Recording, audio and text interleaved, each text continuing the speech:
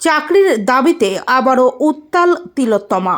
নিয়োগের দাবিতে ফের রাজপথে নামলেন কয়েকশো আপার প্রাইমারি চাকরি প্রার্থী।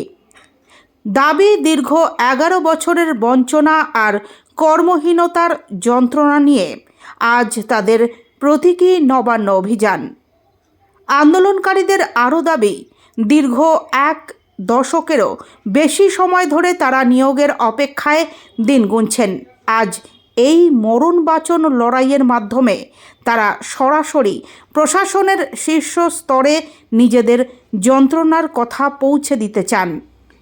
বুধবার দুপুর 12টায় শিয়ালদা থেকে শুরু হয়ে SN ব্যানার্জি রোড হয়ে ধর্মতলা ওয়াই চ্যানেলে পৌঁছয় এই মিছিল। চাকরির দাবিতে আন্দোলনের তীব্রতা বাড়াতে ধর্মতলার ডরিনা ক্রসিংয়ে রাস্তায় হামাগুড়ি দিয়েও প্রতিবাদ জানান কয়েকজন চাকরি প্রার্থী। এর জেরে কিছুক্ষণের জন্য ধর্মতলার মতো অত্যন্ত গুরুত্বপূর্ণ জায়গায় যান চলাচল ব্যাহত হয়।